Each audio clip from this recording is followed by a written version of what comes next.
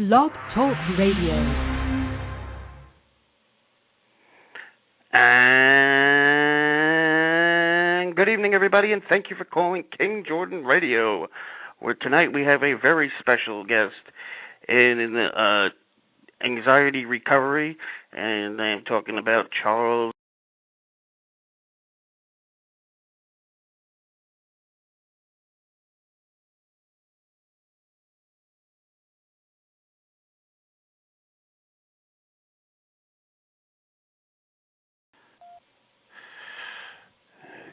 We are anxiously awaiting Mr. Charles Linden. Okay. So sit back, sit tight.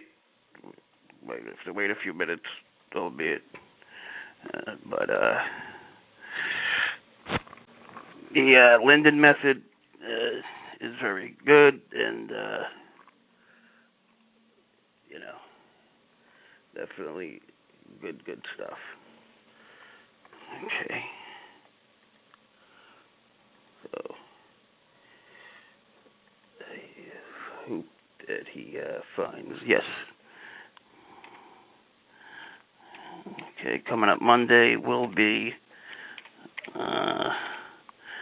We will have a Wrestling Insider on, and we'll have sports at 8 to 9. Forgive me. I am still waiting for Mr. Linden, so definitely apologize. I hope we got the times right, because over there it's a different time. Okay. This is crazy.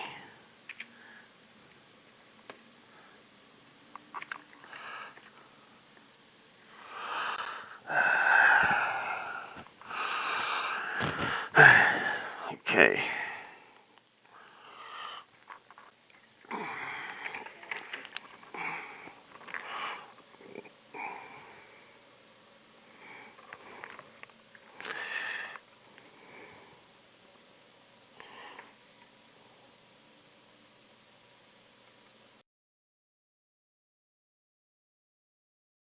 Charles Linden, and from the Charles Linden Center, let's bring in Mr. Charles Linden. Charles, can you hear me? I can hear you, yes. I've been trying to get through. I apologize for being late. Oh, you're not late. And let me first start off the conversation by saying thank you so much for joining us. You're very welcome. No, it's good to be here. Okay, now let's give me a little bit of a background about yourself before we get into the program.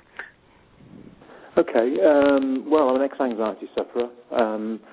I started suffering pretty much from birth, from a very, very early age. I had extreme anxiety, OCD, school phobia, agoraphobia, suffered with chronic panic attacks pretty much most of my life until I was about 27 years old.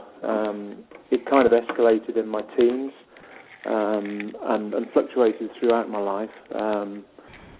Aged about 19, I lived in Germany. I was actually working for the US military out there. And for various reasons, the anxiety escalated and the panic attacks escalated, and I ended up hospitalized a few times.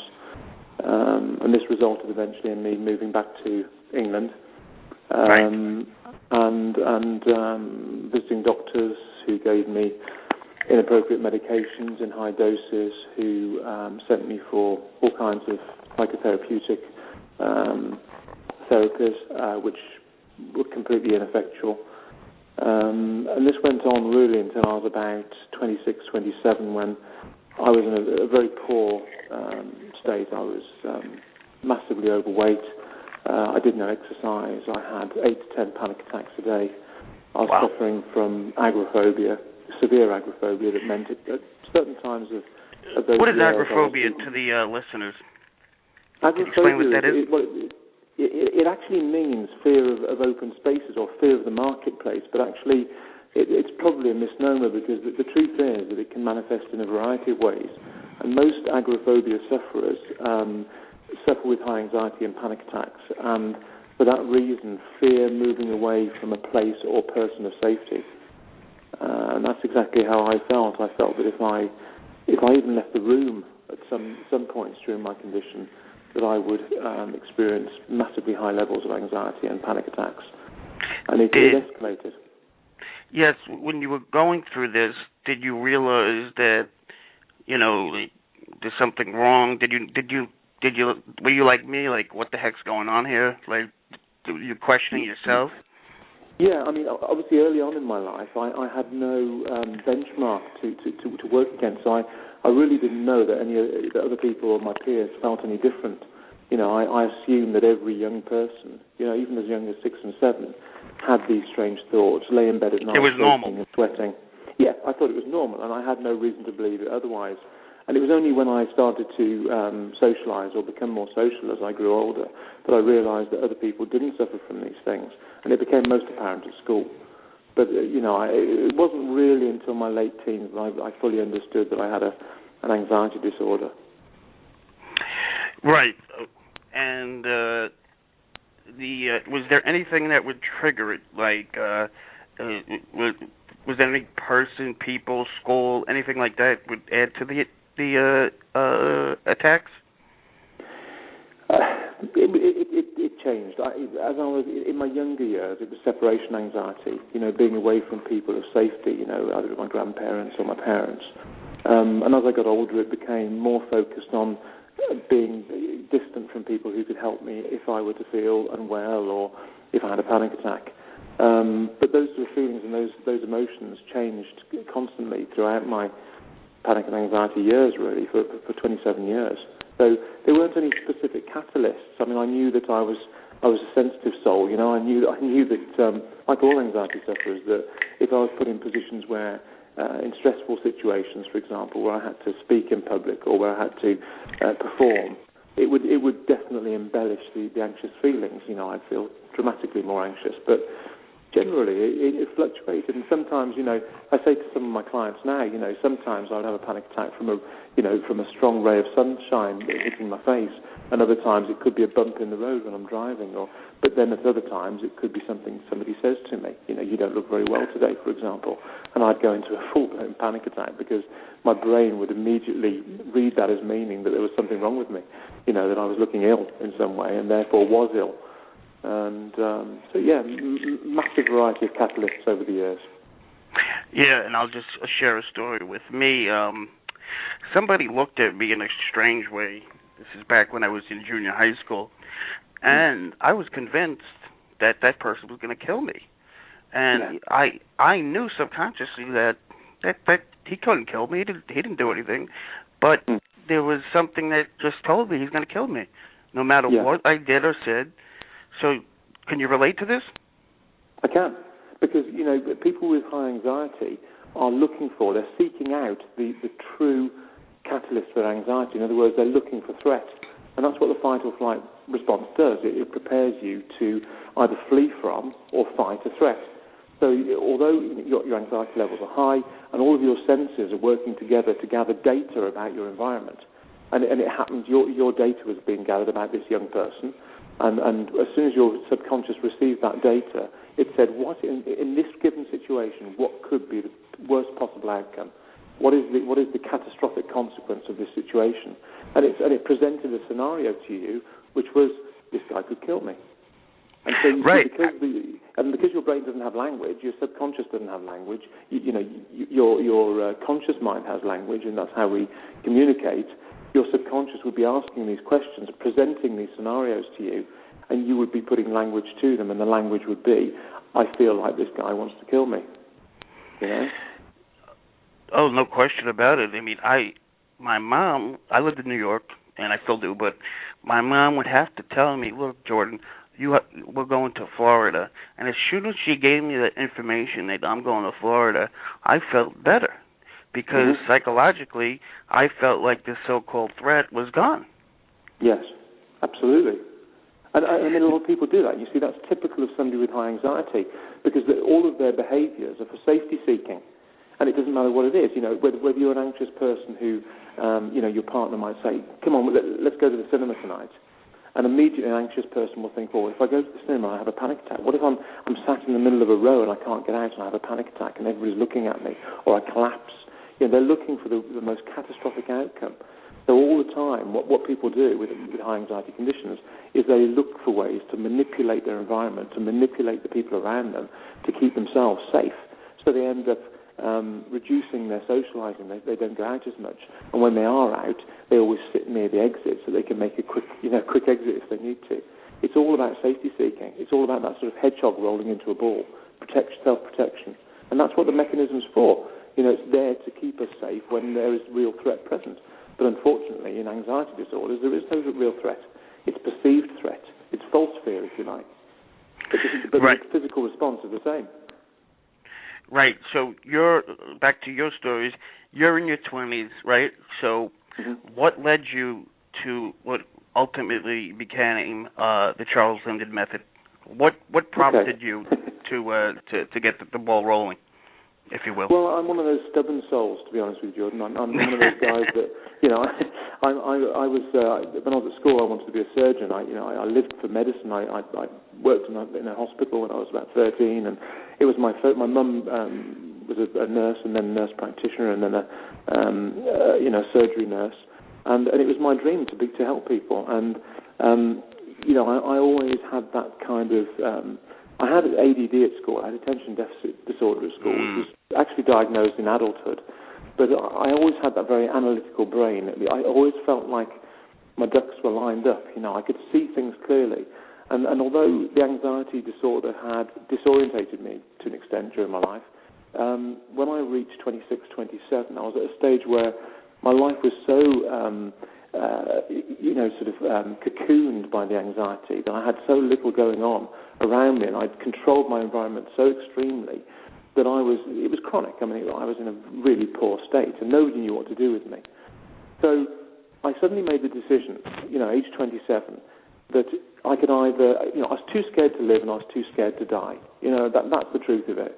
I was so anxious that I didn't want to kill myself because that was crazy, because that was my worst possible fear, you know. But on the other hand, I knew that I couldn't continue living the way I was, you know. I used to have to tell myself, I'm going to take myself away just so I won't have to worry about this perceived threat. Yes. So I have to, I set up a time and a date, even though I wasn't going to go through it. Emotionally, I had to tell myself, Jordan, this is when you're going to go. So it would relax me in my teenage years. Yes. Yeah. And I mean, this kind of behaviour is common, but it's all part of that ability for humans to find safety, even if it's safety. For example, I mean, some people self-harm, and you say, well, that isn't safety seeking, but it is, because they find a release in it. They're able to move away from their anxiety because the anxiety is diminished when they do something that is threatening. And so self-harming, things like bulimia, anorexia, these forms of self-harming, just like OCD, are the anxious responses to the anxious catalyst. And the thing is, it is a way of seeking safety, of minimizing the anxiety. And I just reached a point in my life where I said, you know what, enough's enough. I can't do any more of this. I've got to find a solution. And the thing is, Jordan, I knew that there was a solution, because despite doctors and psychologists telling people world over that anxiety disorders have to be managed or coping strategies have to be found because they're not curable, I knew that people had been cured because I had people in my own family who developed anxiety and panic disorders and had become completely anxiety-free. So I knew it was possible. So what I did was, I mean, to answer your question in a roundabout way, I reverse engineered a solution that worked for me. And what I did was I spoke to a whole, I mean, probably about 1,200 in all, ex-anxiety sufferers, people I identified as people that used to have panic attacks who no longer had panic attacks. And I started looking at their lives and seeing what they were doing in their lives as during the recovery, and then looking at what the outcome was, what they were doing in their lives after their recovery. And I started drawing conclusions about their way they were behaving. And one thing that became immediately apparent is that all of these people had one genetic trait in common, and it stood out, you know, like a sore thumb. It was just so obvious to me that you know, there's no missing it, and I knew because I had that same genetic trait, and I call that genetic trait creative intellect. And it's this kind of intellect that people who have the ability to think outside the box have, those people that have the ability to take a situation and find a solution no matter what, and create a workaround, if you like. And sometimes that manifests as artistic ability or music ability or linguistic ability. These people become great architects, poets, artists, designers. And what I noticed was that, without exception, every single person I interviewed had that creative intellect, without exception. Wow. And now, as we sit here, do you consider yourself cured? Completely. Absolutely, cured. yes. So you're telling our listeners that you can be cured, in spite of what doctors say? Jordan, I promise you. I mean, if you came to one of our retreats and saw the guys enter on a Tuesday, chronically anxious, crying sometimes, having to be pulled out of their cars, and then you came back on the Friday and observed the same people, it is incredible. We've had psychologists come and stay with us. We've had doctors of psychology. We've had journalists. We've had a whole range of high-profile people, including actors and musicians, and they sit there stunned on a Friday. They can't believe that in 4 short days, of living our program, people can be so incredibly changed. Now, I'm not saying everybody leaves cured. Some people do. I can think of dozens of examples of people who have arrived on the Tuesday after years of suffering and have left on the Friday and have left saying, I am cured. But everybody, without exception, leaves there knowing exactly what they've got to do to become anxiety-free. And a lot of them reduce their symptoms and their thoughts by 60, 80, 90% during that time. So in 4 days, they change the way they are. And in 4 weeks, they walk away cured. It's incredible. Can you share with us maybe a story that you're most proud of? Maybe a client that was really bad and right now is doing some positive stuff? Yeah, in fact, without giving his name away? No, of course. I mean, I can tell you about a young girl, aged 17. In fact, I was talking about her today. I went up to see the BBC in Manchester about a potential TV series, a follow-on from my last one. And we were talking about these various case studies, and this person that hadn't met me before asked me the same question. And there was a 17-year-old girl that was presented to me by the National Health Service in the UK, and she was a super girl. She was about 6 feet tall, very attractive, but she was blind, and she was also chronically anxious. And they said, this girl, overwhelming. She hasn't got a very happy household, home life. Are you still there, Jordan? Yeah. Yes. Okay. The phone just went peculiar. Just a minute. Okay. There's something. Is that better? Yes. Okay. Yeah, that's better. Yes. Yeah, they basically challenged me. They said, if you can help this girl, she's just about to leave child services and go into adult services. She's been with us for a few years. She's in a really bad way, and we really need to get some help from her. It's exacerbated by the fact that she's blind.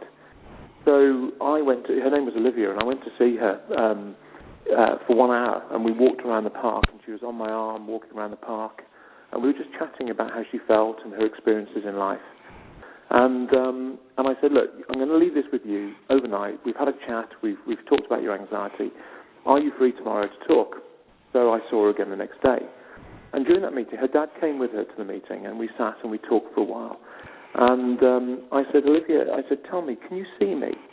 And she said, no, Charles, I can't. I'm blind. All I can see is blue splodges in front of my eyes. Oh, my. And her dad said, Charles, that's not very kind. I mean, she is a blind girl. So we continued talking about her anxiety, and it went on for a little while longer. And after about another 45 minutes, I turned to her and I said, Olivia, you're with people you trust. It's not going to leave this room. Can you see me? And she said, yes, I can, Charles. I can see you. And her dad turned to her angrily and said, Olivia, can you see Charles? And she said, yes, I can. Anyway, to get a very long story short, the next day I was asked to go and see all of the blind team, the psychologist, the doctors, the social worker, the psychiatrist. And I went along to this meeting and I explained to them. And she became completely anxiety-free. And two days later, she was working in our office, helping us out, packing envelopes. I was just finding her things to do that a blind girl couldn't possibly do, that somebody with anxiety would find productive. And I had to explain to this entire mental health team and the blind team how an anxious girl of 17 that was organically blind could suddenly see and could be anxiety-free in such a short period.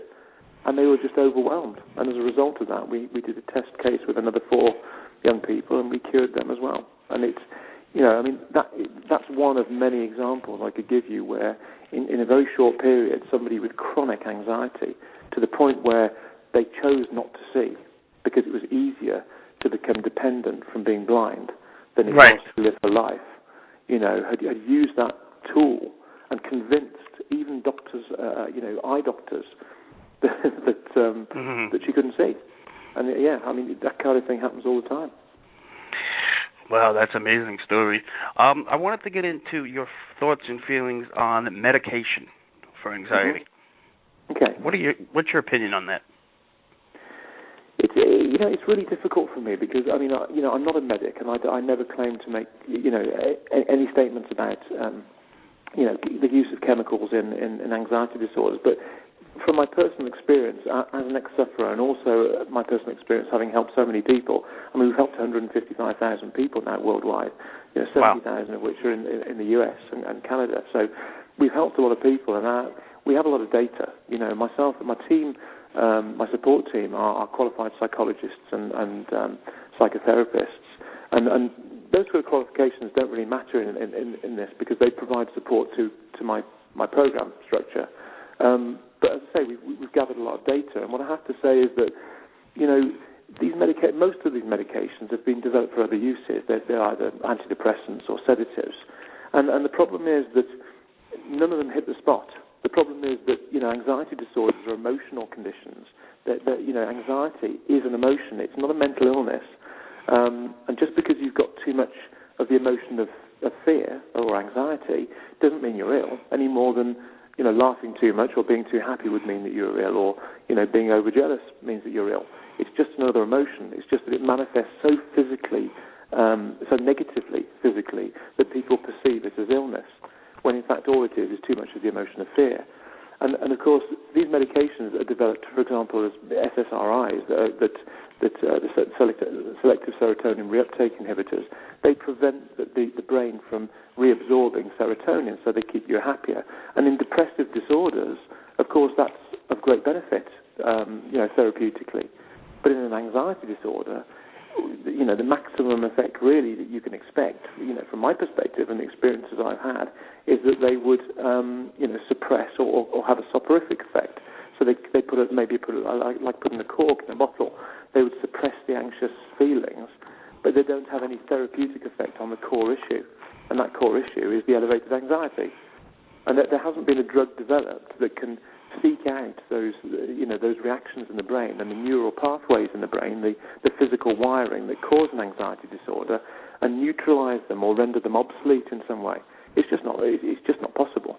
And until we invent nanotechnology that can be injected into your body and swim around to those exact neural pathways, identify them as the troublesome ones, and then zap them in some way to eliminate them, or replace them with non-anxious neural pathways, until that happens, which is highly unlikely at any point in our evolution, there isn't going to be anything in my book that could possibly be therapeutic, not medically.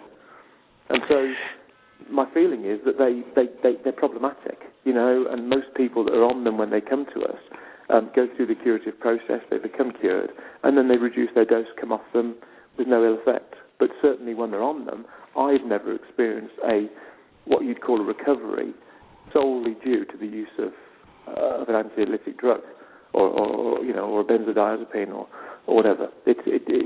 In my book, it just can't happen, but everybody has their views. Absolutely. Let's talk about one aspect in your program which I loved. It's the 9 pillars. What is exactly, to our listeners, what does the 9 pillars do to people, and how to use it? Well, there are various aspects to our. We have home learning programs, as you know, and we have retreat programs, workshop programs, and I have apps and things like that. They all work around the same ethos, the same sort of program structure. But the 9 pillars, it's a common misconception to people that the 9 pillars are the pivotal point of my programs, and they're actually not. What the pivotal point of the programs is the day structure you create to create the recovery. So there's a day structure, and then what you do is to make yourself compliant. In other words, to make yourself, it's like, driving on the motorway or on the road. Driving is one aspect of it. The physical action of learning to drive is one aspect. But if you go out on the highway and you don't observe the highway code, you're going to crash or something bad's going to happen. You have to observe the rules. And my rules, I call the 9 pillars. Now call the 10 pillars, actually, because we've added one, which is compliance. But the pillars are the rules that you apply to the structure of the Linden Method program to make it work.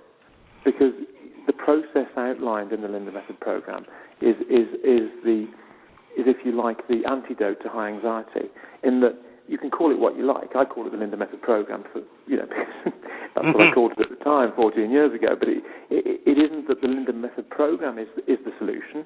The Linden Method program is the roadmap to the solution.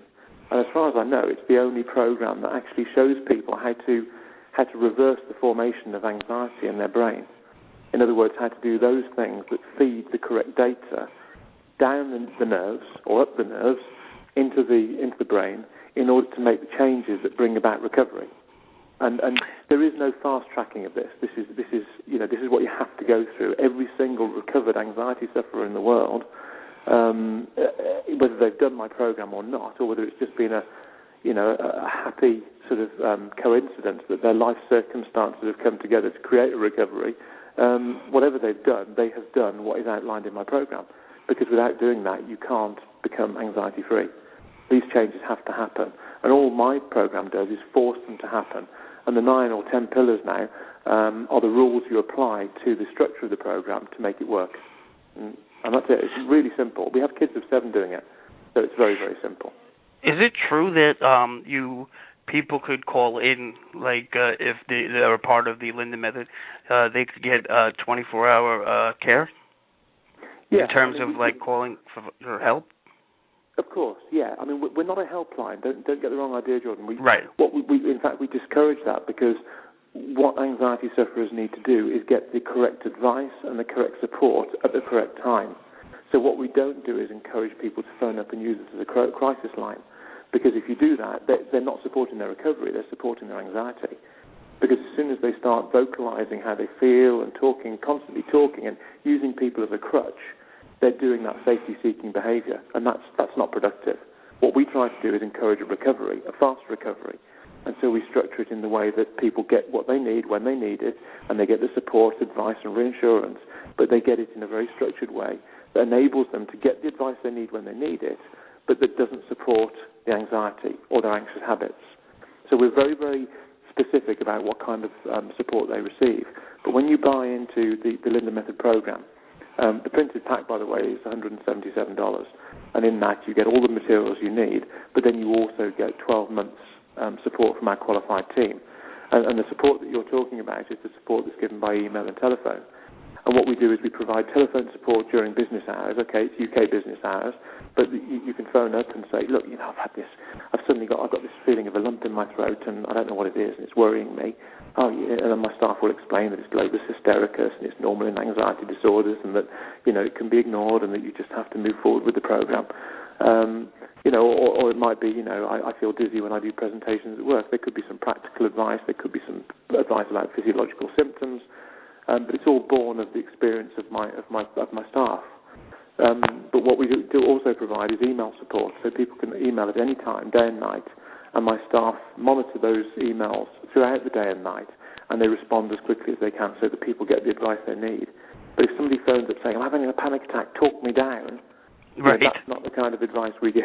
Mm-hmm. Because it's another aspect, Jordan. Yes, another aspect that I love in the program is the visualization CDs. Why don't you tell us a little bit about that? Yeah, I mean, they're really effective tools. I mean, some people like them, some people hate them. Most people really enjoy them. And it's been strange when I've been to retreats and I've turned up and I've been approached by a couple of gentlemen saying, my wife takes you to bed every night and it's not good. And they say, I lie there at night listening to your voice. My wife listens to you every night before she goes to bed. I think people take from the program what they need. And the thing is, some people find them very productive. They're very simple visualizations. I talk people through a very simple relaxation. It's not religious in nature or spiritual. It's just me telling people how to systematically relax their body so that they become less anxious, obviously, so that they can sleep, so that they can relax when they need to. And they're just really useful devices that people use. Oh, no question. I still use it to this day, and oh, good. Yes. Even trouble sleeping sometimes. I recommend it. It totally works. It does, and my kids listen to them. If my kids are not sleeping well, they take them to bed and lie in bed until they drift off. No, they are good. I mean, it's not because it's me particularly, but I think people really like to hear a sort of soothing track and some sort of kind, supportive words. Yeah. Yeah, no question about that. And so the Linden method, how would the people listening, how would they go about getting that? Well, they can go to one of our websites. They can go and get some more information. Our new website, at the moment, it's under development at the moment, but you can find that at lindenrecovery.com, LINDEN, and then recovery.com. There are telephone numbers on there. They can phone and speak to one of our support people or get some advice. There's no requirement to buy anything when they first phone up or make an inquiry. They can get some advice about their symptoms or what we feel would be the most appropriate course of treatment for them. There are three program formats actually on the website. There's a download version, a digital version for those that are internet and computer savvy. They can download the full program, which includes the support. There's the printed pack program, which you get immediate access to the download version anyway if you buy the printed pack, whilst you're waiting for the printed pack to arrive, and that arrives, and that's in a book and CD and DVD format, which some people will enjoy watching and reading. And then there's the junior version, and the junior version has been designed specifically for young people between the ages of 7 and 17. And there's some additional material in there, some recorded sessions with me talking to children about what anxiety is and how it affects people, and that they don't need to fear it. So it's very supportive and reassuring. They range from $87 for the download version, including support, up to $177 for the printed version, including support. So these are inexpensive packages, considering the resource you get. Right, and I just want to say, some people, to learn the program, it could take as quick as a month, and some people, it could take as long as a year. Is that accurate? We've had. I mean, I don't want to hide it from you. I can tell you that there are people that have done the program and in just a few days have had dramatic, if not complete, recovery. And how does that work, depending on the person? It depends on the person. It depends on how much effort they put in. But like I always say, Jordan, it's like having piano lessons. I had piano lessons when I was a kid, but I can't play the piano because I never practiced. And the thing is, if I'm a piano teacher, I can sit you in front of the piano, I can put your feet on the pedals, I can put your fingers on the keys, I can teach you to read music. But the one thing I can't do is wiggle your fingers. Only you can do that. You have to physically carry out the action of the learning process. And it's not hard work. I mean, if it was hard work, I've developed a program over 14 years and constantly added new features so that it becomes easier and easier and easier. Because the point is, there are people of 7 doing our program, there are people of 77 doing the program. And it has to fit all ages. And the sort of bespoke part, as we say in the UK, the part that is designed specifically for you, is the support, interaction, the reassurance, and the guidance from our staff. And some people need that, some people don't. But it is absolutely necessary for people to do the program correctly. And that's the only proviso. Now, if you're an older person listening to us right now, and let's say you're in your 50s or whatever, is it possible for somebody in their 50s, 60s maybe, to just start on the Linden method and get well? Absolutely. In fact, one of the greatest stories I ever had was about 5 years ago. I had a phone call. I didn't have a phone call. One of my staff did from an 89-year-old woman living in New York. 89? 89 years old. And she said she just wanted to live one day free of panic in her life. She'd seen her parents shot dead in front of her when she was 11 years old. And although she'd been through life and she'd had children and she'd had grandchildren and great-grandchildren, she was at a point in her life where she knew that, she pretty much knew that panic attacks and anxiety were part of her daily existence. And she just phoned up on the off chance. She'd seen my website and said, look, I just want to live one day without panic. Is that possible? And, I sent her the program free of charge. And I said, look, at your age, you need to do this. You do need to do it because you've got a lot of life left in you. And the thing is, you want some days where you can really go out there and enjoy them. And I didn't hear from her for ages. And Alex, that was working for me, about 6 weeks later, we were having a chat, and we said, I never heard from that lady again in New York.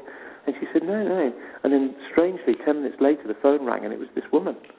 And she said, Charles. She said, I've taken this long to phone you because I've got to tell you, I got your pack. I did exactly as you said, and since then I've been panic-free. And she said, I just want to leave it enough time to. So even people in their 80s and 90s use the program. We've had people with MS. We've had cancer survivors. Multiple sclerosis. Yeah, and we've had people with severe disabilities, even learning disabilities. It doesn't matter who you are. If you've got high anxiety and you're human, the program pretty much is going to work for you. And I think the only problem is compliance, so you just have to do it. Now, you also say that it's not genetic. It's not something that you were born with. It's not some trauma from the past. Can you explain that? Yeah, I mean, like I said earlier, everybody with doctors say that, though. Well, there's a genetic element to it, but it's not what people would think it would be. I mean, people say, is this genetic because my dad suffered and my mum suffered or my grand suffered? It's easy to look back and say, well, there must be something genetic in this because if my grandmother suffered and I suffer, it has to have been passed down. But people are looking in the wrong place because what I found was that people with the predisposition to developing high anxiety, in other words, the genetic predisposition, didn't have a disposition, a weakness in the part of the brain that causes anxiety. They had a strength in the part of the brain that causes creativity. And it's the creativity that is the predisposition. And so if you're born with creative intellect because your grandmother happened to be a designer and she's passed on that trait to you, that ability, genetically, then you become a creative. And it's exactly what happened to me. It's what happened to you. It's what happened to all the people that are sufferers. It isn't that they've got a weakness, it's they've got an incredible strength. And if you don't use that strength, if you don't use that creative intellect, which is an incredible resource, and I've got some stories I could tell you about people who've gone on, once their anxiety has gone, to become incredibly successful people in business, in life, creatively, musically. And if you don't use it, it will use you. At some point in your life, the chances are there's going to be an anxious catalyst that sets off your first bout of high anxiety, and after that it's embellished and becomes an anxiety disorder. And it doesn't always happen, but it can happen, and it's always there, simmering below the surface. A lot of people will say that they're feeling like they're going to die, when they're having a panic attack. Now, I watch your YouTubes and stuff like that, and I have your program. Can you explain to the people that, in fact, you don't die, and you can actually get exercise, I think you said? Yeah, sure. Yeah, I remember that. It's a funny thing. I mean, people think that panic attacks are catastrophic because they feel so overwhelming, but it's like a pressure cooker. There's a little valve on the top of a pressure cooker that stops the pressure cooker from exploding, and that's what a panic attack is. When the adrenaline levels reach a point where the body is finding it difficult to get rid of the adrenaline, because in a normal situation, when anxiety is activated, there's a real threat present. So, if there's a man with a gun, you expect to be anxious, and you can either fight the man, run away from the man, or take action. And the same if it's a growling lion, you can either run from it or fight it, your choice. But the adrenaline is being used productively because it's fueling your muscles, it's making your heart beat faster, it's making you breathe more quickly. But all of that is to keep you alive. It's a survival mechanism. But you see, when no real threat is present and you've got all that adrenaline coursing through your veins, it has to go somewhere. It isn't reabsorbed. So what happens is the body activates a panic attack to use up that adrenaline. And although it feels horrendous when it's happening, short of breath, dizziness, faintness, blurred vision, stomach churning, you may feel sick, you may defecate or pee yourself. These things happen as part of the anxiety mechanism. And they feel horrendous, but ultimately they're there to keep you alive. And the thing is, if the body evolved to kill you when you felt anxious, it would just be an absolute nonsense. So actually, although a panic attack feels horrendous, it's actually non-threatening. And the racing heart thing, you're saying about how it can actually be doing you a favour. It can and it can't. Yeah, I remember in one of your audios. I'm sorry. I remember in one of your audio CDs that you said something like it could actually be some benefit if you look at it in a certain way. Well, physiologically, I mean, the thing is, if I go running around Central Park every morning, my heart's going to race. And nobody would ever perceive that was harmful in any way. In fact, but most people would say, I do it for my health, because my heart's racing, it's a muscle, it's getting fitter. But when people have a panic attack and their heart races and jumps and skips around, they perceive it as threatening. But why is it any more threatening than the effects you get when you run around Central Park? I mean, it's nonsense. Just because adrenaline is behind the exercise doesn't mean that the heart isn't still exercising. So although it's not the ideal way of exercising the heart, it isn't actually doing any damage. And you read, people phone me every day and say, I've read this thing on the internet that this woman had a panic attack and she died of a heart attack. She didn't die of a panic attack. She died of a heart attack. She had a weakness in her heart, and she could have just as easily been, eating her breakfast or walking up her stairs. The fact that she's having a panic attack was inconsequential, really. It was just that she was using her heart. And so, panic attacks don't, as far as I know, from the research I've read substantial amounts of research, I've never heard of a panic attack causing somebody to die. If somebody has died during a panic attack, which is very, very rare, it's always because there's been some other weakness there. But it's so seldom. It's one in a million. It's tiny. Oh, totally. Now, you speak a lot about diversion, and I agree with it. Mm-hmm. Can you explain to our many listeners how diversion helps with people who do suffer from panic attacks and OCD, etc.? Yeah, I mean, diversion and distraction, they're two terms that that I try to avoid, really. I mean, when people say diversion and distraction, they immediately say, oh, well, yeah, I occupy my brain all day and my anxiety doesn't go away. Well, it won't in isolation. Distraction and diversion is a tool used to use the part of your brain that is being used by the anxiety, whilst you see in the Linden method program it's multifaceted. What you do is you put a whole load of things together to create. It's like baking a cake. You put all the ingredients in and you get a cake out. If you miss some of the ingredients out, you don't get a cake. You might get a pancake. And it's the same with the Linden method. Distraction and diversion are techniques that you apply, like the 9 pillars. You apply to the structure to enable you to go through the curative process successfully. And distraction and diversion are useful in that they give you the opportunity to focus intellectually on something else when anxiety is overwhelming. But in isolation, they can't work. I mean, if you're in the midst of a panic attack and somebody says, "Oh, look at that beautiful bird," you might look at the bird, but you say, "Oh, forget the bird. I'm panicking. I feel ill. I feel like I'm going to die." So they don't work in isolation as techniques for anxiety management or anxiety reduction. But put together with everything else, the structure, put together with the reassurance, the education, put together with the pillars that ensure compliance, they can be useful tactics, just like the visualizations. And they're useful because they distract you away from the focus of the anxiety. No question, indeed. And you have the one that you mentioned for 15. Now, I would think that's very important for a parent who's listening, for a child that might have it in that age. This way you could catch it right away, and then they could go on and have a productive life. Would you agree? Absolutely. I mean, I wish I'd had it. In fact, people often ask me, what would have happened if you'd have done the Linden method age 6 or 7 or 8 or 10? And I said, well, 2 things. A, I would have lived a non-anxious life, which would have been wonderful, of course, and it would have saved me a lot of heartache. But the other way of looking at it is, well, if I'd done the Linden method when I was 7, I would never have developed the Linden method because I would never have got 27 with a panic disorder and discovered there was a way of curing it. So, again, it's a double-edged sword, really. I just wish that my true wish to you, and I've spent the day talking about this with these guys over at the BBC, my true wish is that every single sufferer in the world could get my program before they get anything else.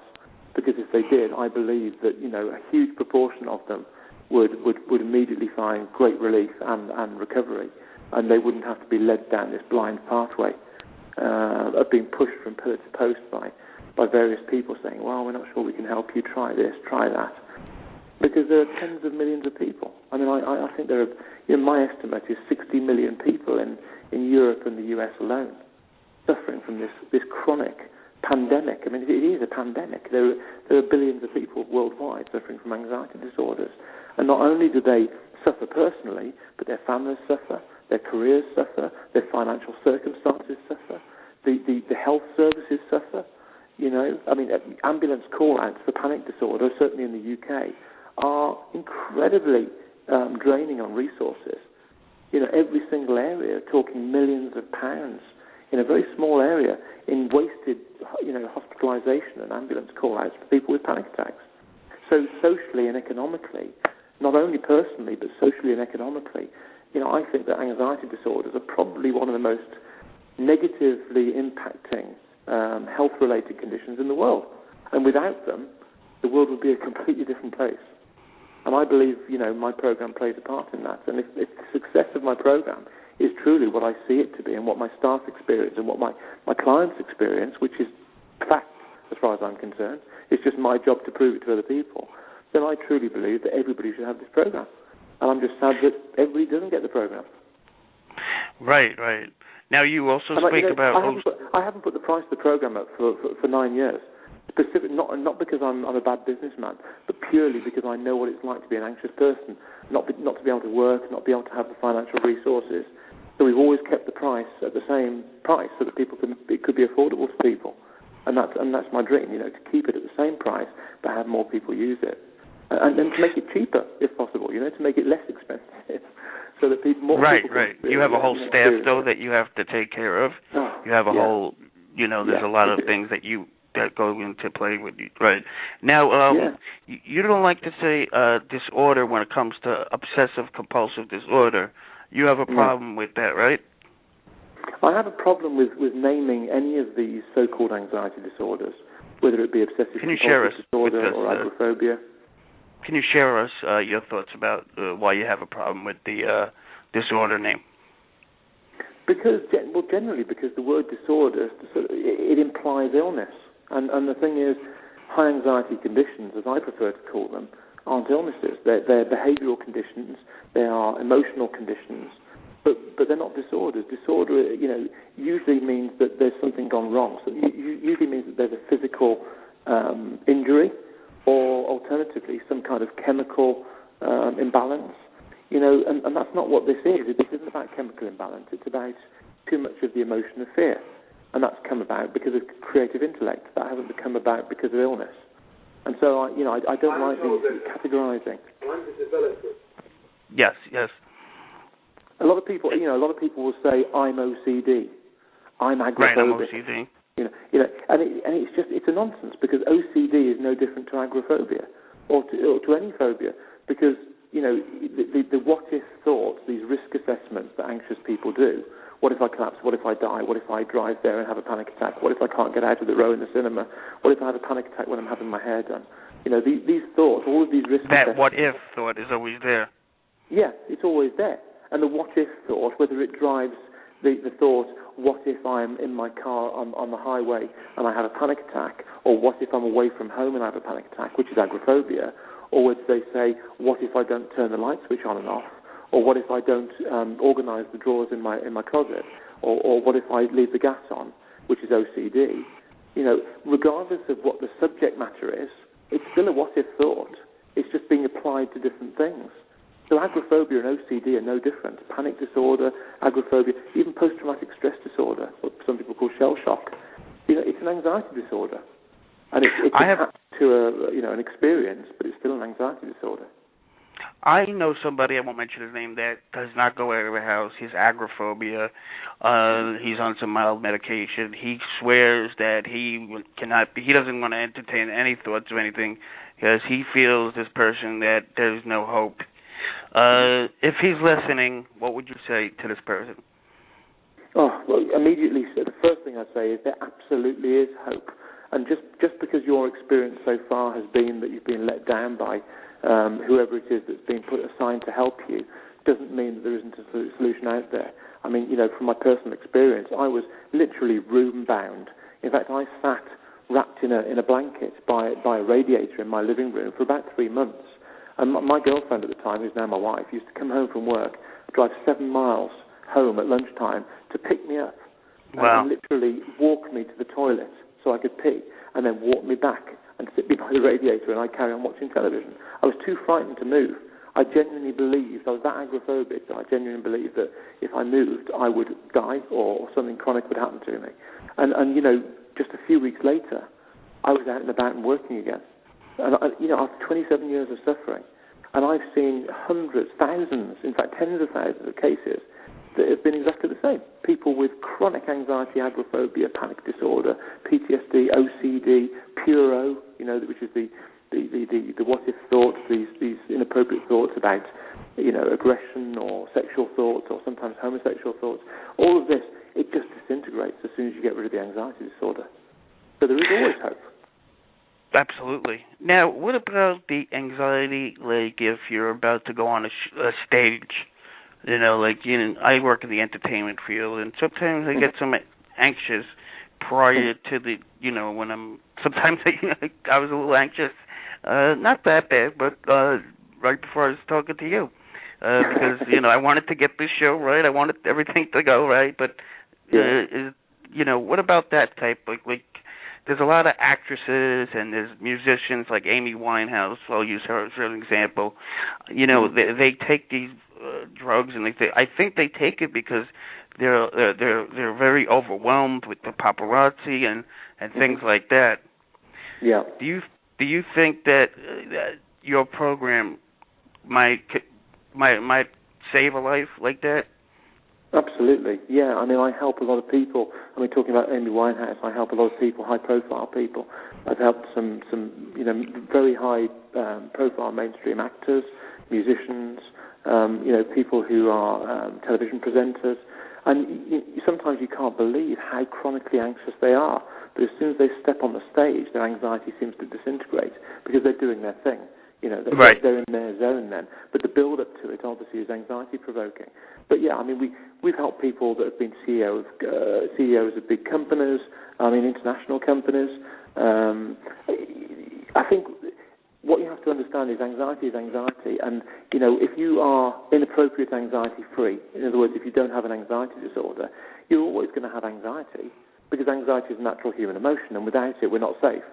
So there's always going to be that level of anxiety that is appropriate to you. And I mean, I'll give you an example. My dad isn't good at public speaking. He doesn't enjoy it, but he also becomes quite anxious. So if he has to speak at a wedding, for example, you can hear the shaking in his voice because he just doesn't want to do it because it makes him feel uncomfortable. Similarly, if I had to address an audience of 1,000 people, I would experience anxiety. Now, that anxiety is appropriate to me, but it's not an anxiety disorder. But my mum, who I've seen speak to an audience of 1,000 people as a health care professional and an educator, she can stand there and talk all day without even fluttering. It's what is one person's poison is another person's nectar.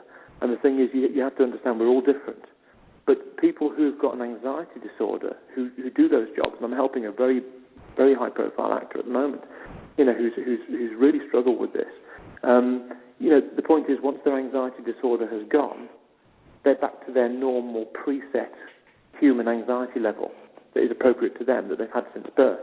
But at least they're inappropriate anxiety disorder free. So they're in a position where they can monitor and understand their anxieties. And that's absolutely fine because Right. that's manageable. That's absolutely manageable. But it's normal to them. And you can't live without anxiety any more than you can live without happiness or jealousy or sadness or, it's an emotion. How long did it take you to recover yourself? Yeah, I've asked that very often. I actually, I don't want to make it look like I'm trying to be clever or trying to give false hope. No, it's all right.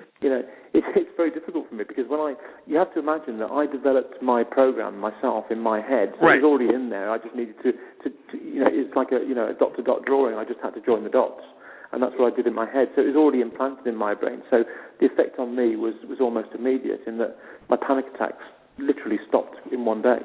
And then my anxiety, right.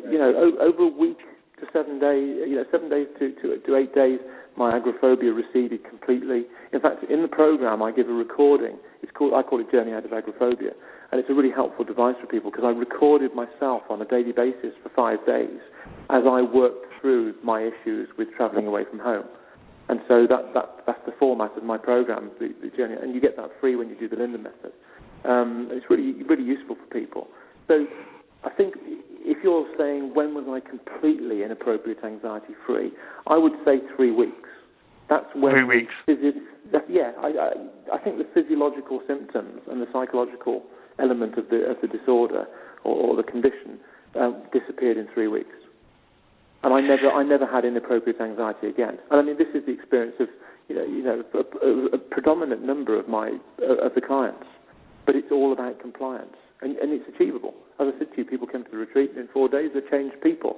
For other people, it takes a little bit longer. It depends on how compliant you are, the kind of person you are, whether you believe. And I often say to people, suspend your disbelief.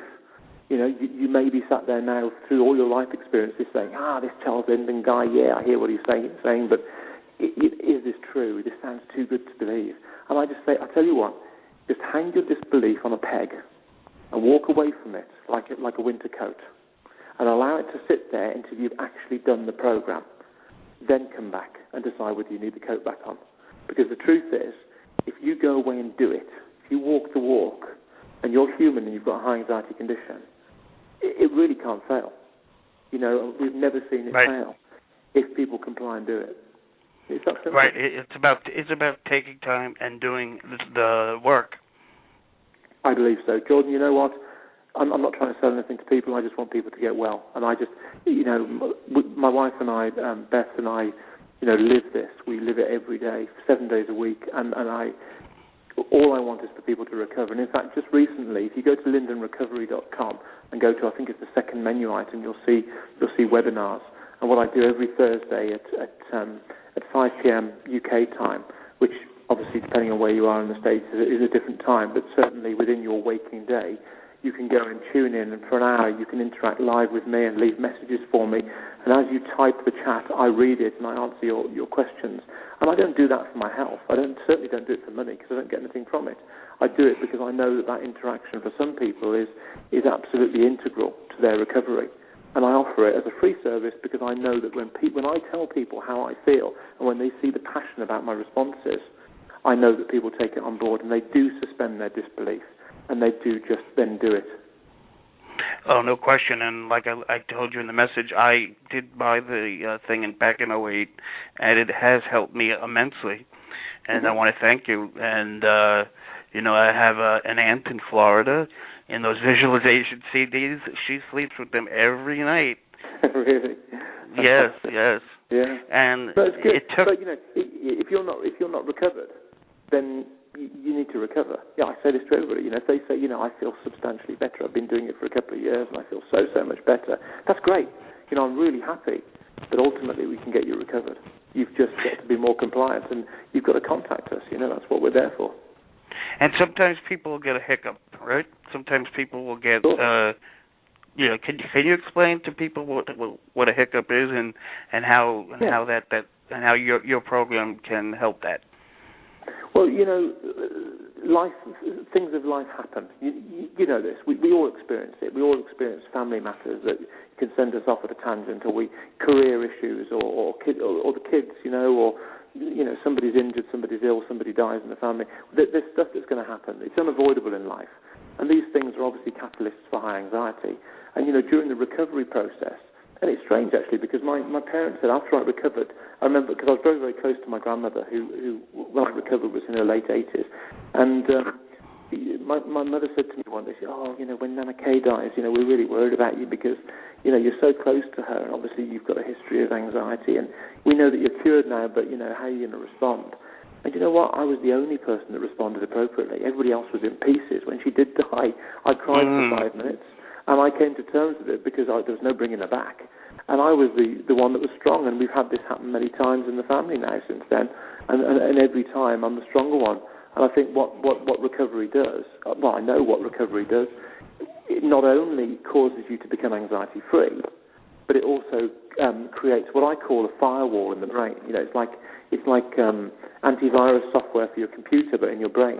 In that the recovery process not only causes you to recover, but it also builds this firewall that identifies future anxiety-provoking catalysts or situations and prevents them from entering the subconscious.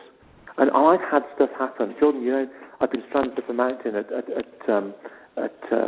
dusk with a young boy and a woman on a ski lift at 6,000 feet up in the Alps in France, and they've been screaming and crying, saying we're going to die up here. And I've stayed totally calm. I had a car crash in Spain with my family, and I thought I'd killed everybody. I was completely calm. I've had people die. I've been completely calm. Once you're cured, you're cured.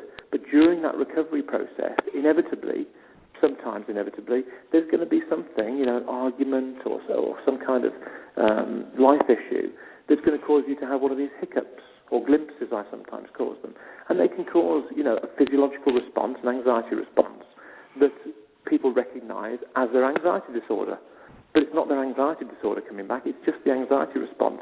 They've just got this sort of mental anchor between the feelings of anxiety and their suffering. And this is going to happen. But ultimately, you just have to stay on the tracks, stay with the program, keep moving forward, and recovery happens as quickly as it can. Right. Now, we got some people that are listening, and they're probably saying to themselves, I go to this therapist, and he tells me A, B, and C, and what is your issues with other doctors, and take some Xanax and Prozac, and let me know how you're doing. What's your feelings on, those type of doctors?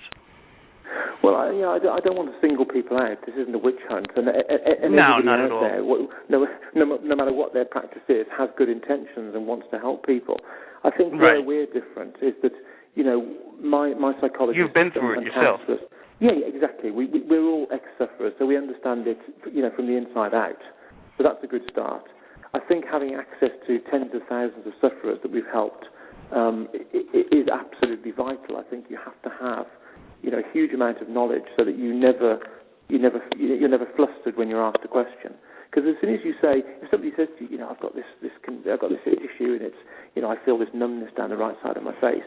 If you said that to, I said it to doctors and psychologists over the years, and they said, oh, well, I think we'll send you for neurological scans because that could be, and then named 6 different conditions that it could have been that all sounded terminal. It's that kind of response that fosters and causes anxiety in people, and non-sufferers wouldn't understand that. So it's a lot about the language you use when you're helping people with anxiety. You don't want to make their anxiety worse, so you use language that is supportive and informative, but not anxiety-provoking. And the thing is, this isn't common practice, and very often, doctors will have, in the UK especially, I think they're given 7 minutes to treat each patient as they come through the clinic. So right. in 7 minutes, you can't possibly administer something like my program. It's no. physically impossible. So all you can do is write a prescription and send them out of the door. And it's not their fault. And it's the same with clinical psychotherapy. CBT, for example, cognitive behavioral therapy, is great. It's a fantastic therapeutic practice. But in my view, with my experience and the experience of my staff, not for anxiety disorders. Because anything that reminds you that you're anxious by asking you to keep anxiety diaries and to monitor your anxiety and to rate the level of anxiety you've got can't work, because you're constantly being consciously reminded of your anxiety. And the whole process of recovery is about forgetting. And also, the great, the people who invented sort of modern psychology, people like William James and Carl Lang, who were the sort of behavioral specialists at the beginning of the last century, these guys recognized very early on that you can't, it's like closing the door after the whole horse has bolted with anxiety disorders. What CBT asks you to do is to change your thoughts. In other words, change how you think to change the emotional response. But the horse has already bolted, because the fact is, in the anxiety response, you respond first. The action comes first, and then the conscious thought comes. You can't change your thoughts because it's already happened. And so, from a physiological and psychological perspective, according to the research of these eminent scientists who wrote the psychology books, right. the CBT can't physically work. you know. But right. everybody to their own. Like I said to you, you know, if something works for somebody, if I thought standing on my head whistling Dixie worked, I'd tell people to do it, you know. Yeah, absolutely. Now, it says here you offer a guarantee. Can you explain the guarantee? Yeah, well, I mean, you know, in essence, the truth is, Jordan, that, you know, if we can't help somebody, we don't want their money. You know, if people feel they've benefited from the program and want to pay for it, then fantastic. But what we do is we charge them to receive the program and to receive the support. But if they truly don't feel that they've benefited from it in any time up to 12 months, because sometimes people don't start the program, they buy it and they have it on their desk and they look at it for 6 months and then they start, and that's fine. We want people to start when they feel ready to start. But we want people to start as soon as they can, obviously, because we want them to benefit as quickly as possible. But ultimately, if they use it at any time within that 12 months and they feel they haven't benefited from it, they can send it back and get a refund. Because, you know, I'm not about charging people for stuff that hasn't helped them. You know, that's the way it works. And let me ask you, you know, you have this big program. Even the person that doesn't have anxiety, do you ever get overwhelmed with, you know, you have so many clients here in the United States, in the UK. Where else do you have clinics? Well, you know, our retreats and our workshops. We have people come from Russia, Saudi Arabia, Australia, the Far East, Russia, Canada. Yeah, Russia, South America. Honestly, I mean, we've had guys from Florida, Canada. So do you personally, Charles Linden? Do you sometimes have to take a deep breath and say, you know, everything's going to be all right because of the overwhelming people that you know? My truth to you is no. Sometimes, like all people, I become tired. I become overwhelmed with the quantity of work that I have to fit into a day sometimes, especially like today, for example, because what time is it now? It's what, midnight? Just after midnight here. 7:11 here. I was up at 5 this morning, working. I took the kids to school, then I drove up the motorway 2 hours to Manchester. I had 4 meetings in Manchester. I then did my webinar at 5 o'clock that we talked about earlier for an hour. Right. And then I did that in the studio, and then I drove back through driving rain to get back here for 9 p.m. And then I did 2 hours work, and I'm now on the phone to you. So sometimes I get very tired. But do I suffer with anxiety? Do I feel stress? No, quite honestly not. No, not at all. I mean, I've got 7,500 or 8,000 active clients currently. You know, and we've got over 22 retreats and workshops lined up for next year in this country alone. I don't know if you know this, but I've just done a book deal with Hay House, you know, Louise Hay's publishing company. Okay, yes. You know, a multifaceted deal for a 4-book deal, which involves my TV series, Stress-Free in 30 Days, and my book, Stress-Free in 30 Days, and some online material and some other bits and pieces. And so I'm coming over to San Diego in January to discuss that with Hay House. And there's so much going on, and there's so much good stuff happening that is helping people wherever they are in the world. Oh, it's amazing. You know, I'll tell you a story. I only feel elated by it. You know, it's fantastic. And Beth and I, you know, often sort of sit there at night after we've come back from a retreat, and you know, we've both got tears in our eyes, and we say, you know, did you see how Andy from Florida was? Did you see how so and so from India was? It was incredible. You know, day 1 they wanted to die, and then day 4 they're going home excited about their lives. You know, and it's that drives us forward. It's that sort of positive emotion. It's amazing. Yeah, you speak highly of Beth in your programs, and she was with you from day 1, right? Yeah, pretty much. I mean, we've been together 17 years now, and so she was with me from the time when I was pretty chronic. And we met when I was heavily sedated and seeing psychotherapists. And then she was with me all through the recovery and all of the medication. Was she turned off at first? Was she turned off? I don't think she was. I think she's such a good person that I think she realised that beneath the surface, the anxious surface, lay something very positive and something that had, you know, that would benefit her in her life. I mean, that's what it's a kind of trade-off, isn't it? Any relationship is. You have to see what that person is going to bring to you, and if it's positive, fantastic. If it's not, you move on. And I think she just recognised that there was something very positive between us. And as you know, I mean, she used to work in television, and she retired from that about 6 years ago now, when Charlie, my son, was about 3. And Wow. she came to work with me, and she set up the retreat and workshop program, which she now runs. And she helps me with the general running of the business, and we do a lot of media stuff together, and we've recently done some articles in the Times newspaper and the Telegraph.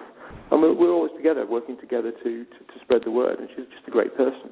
And at the retreat, she actually does these partner sessions. She does 4 hours with the partners where she takes, wives, girlfriends, husbands, even parents, and they have their own session about how, because it's very important for members of the family to understand what they can do to aid the sufferer's recovery. So she takes them aside with our psychologist, Jenny Brooks, and for 4 hours gives those people advice on her experiences as a carer of a sufferer, me, but also her advice and Jenny's advice about how partners and carers can assist in the recovery process. And it's incredibly powerful stuff. Absolutely. And I want to tell you, the first time I heard the visualization CD with the beach, Mm-hmm. I was like 5 to 7 minutes into it, and I started to cry of Really? joy, Yeah. tears of joy, because I That's said good. to myself, wow, I finally found somebody who really gets it. They Yeah. understand what I am actually going through. And that's Isn't why that this important? is not bullshit.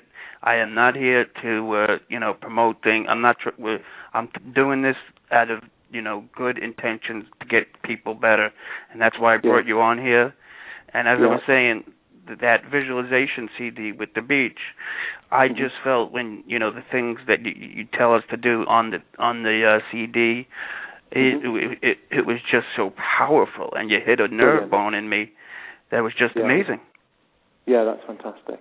And that's what we aim to do. We aim to get people to have that emotional response. And, I'm very emotive anyway. You know that because, you've had access to the program. But I said tonight during my webinar to people, I get myself into, sort of an emotional response when people ask me specific questions about certain aspects of anxiety. I do get very emotional about it. It's a very emotive subject to me because I've lived it. And because I feel so strongly about helping people, sometimes, what I say to people is, you've signed up to this, I'm going to give you the butt kicking you need to make you comply, because if I didn't give you that butt kicking, you wouldn't comply and you wouldn't be able to benefit from the program. And so it's a very emotive thing, and I want people to have that emotional response to what I do, because I am standing here, a cured sufferer who has cured many tens of thousands of people and who wants to continue doing that. And I believe that we as an organisation will do that, regardless of whether I play a part in it or not. It would continue without me, because I know that my staff have been trained to such a high standard that they would continue that work, because they all benefit emotionally as well. Oh, absolutely. And there's a lot of techniques that you do in the program. One is the paper bag technique. Can you share with our listeners? Yeah, it's an age-old technique, to be honest, Jordan. I mean, it's something that a lot of people use. There are a few sort of tips and tricks I give to help people that are panicking, for example, and one of them is the paper bag technique, which is kind of as old as the hills, really. But if you hold a paper bag, not a plastic bag, by the way, guys, if you hold a paper bag over your nose and mouth and breathe evenly and deeply into the paper bag, what you do is you inhale the carbon dioxide that you've just exhaled, and that helps to reduce the effect of the anxiety. It slows the heart rate and activates what I think is called the dive reflex. And it's the same as another technique I say to people is, if you're having a panic attack, bite into a cold apple and chew a cold apple slowly. Take well-spaced bites and chew it slowly, because again, the coldness activates this dive reflex. And the dive reflex is a primitive reflex in humans that when we dive into cold water or into any water, the dive reflex is activated, because although we know consciously where we are in the water, the subconscious mind doesn't. And so the dive reflex is activated to slow the heart rate, slow respiration, because the subconscious mind doesn't know when it will take its next breath. So it's part of the safety response. But the net response is, when you're having a panic attack, if you splash your face with cold water or eat a cold apple or swirl your mouth out with cold water, it slows the heart rate, it slows the respiration, and it can help you to move out of a panic attack. But again, it is just a tip and trick. It isn't a cure. Although in my program I do have the panic attack eliminator, which I don't know whether you've used it or not, but that's a pretty useful device, and some people use that and cure their panic attacks. You actually encourage your clients to challenge yourself with these so-called triggers, right? Yeah, you tell them, I mean, make it laugh at it, right? That's right, yeah. I mean, ultimately, it can't harm you, so it is kind of comical in that it's producing an array of emotional and physical responses that are completely harmless but make you feel so overwhelmed.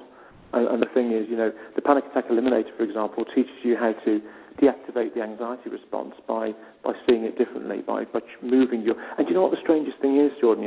Over the years, I've had many, many people use my program that I could, if I wouldn't have legal issues, identify, that have used my panic attack eliminator, which I give away free in my program, by the way, and they've rewritten it, and they sell it as their own program online, and they do these homespun sort of programs that they sell through some affiliate program, and people buy it thinking that it's a cure for anxiety and panic attacks, and actually what it is a device that I give away free, and in isolation, whilst it can be useful for panic attacks, it isn't a cure for an anxiety disorder. It's a useful tool, but like the paper bag technique, it's just a tool.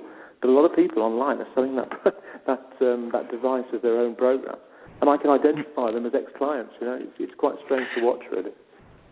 Now, you use the word sensation. Can you tell our listeners what a sensation is?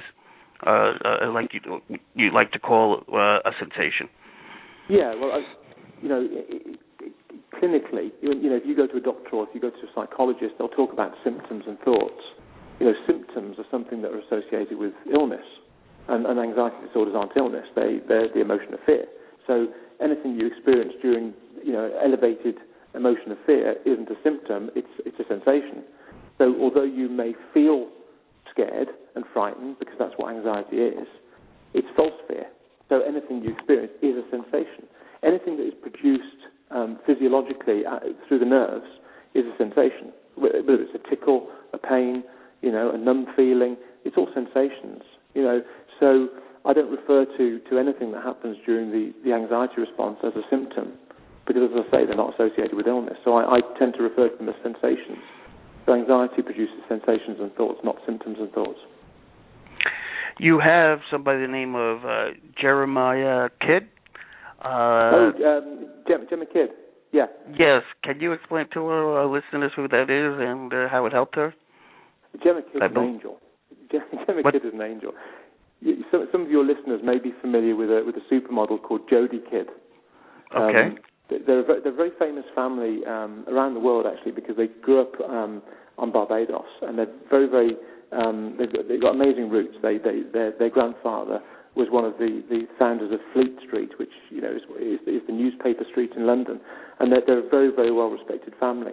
And they most of them are professional polo players, at the moment Jodie Kidd, who was a supermodel, very beautiful woman, is a rally driver. So they do a lot of unusual things, but they're an incredible family, beautiful people.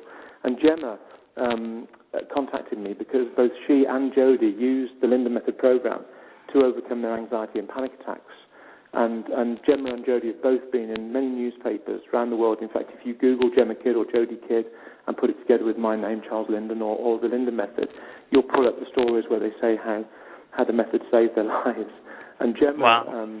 Gemma actually, she's referred loads of very high-profile people to us that we've helped, and also been the inspiration to tens of thousands of people who, especially young people, who recognise her for who she is. She's actually married to the grandson of the Duke of Wellington. She's now Lady Mornington. So she's a very well-respected member of the aristocracy as well. But she's an angel. She will go on national TV and talk about the Linden method and how it's helped her. She's done many newspaper articles. She's also become a very close personal friend, and she's an absolutely incredible person that is driven, intelligent, creative, and Jodie the same. And she's an incredible ambassador for our program. And she introduced me to Plum Sykes.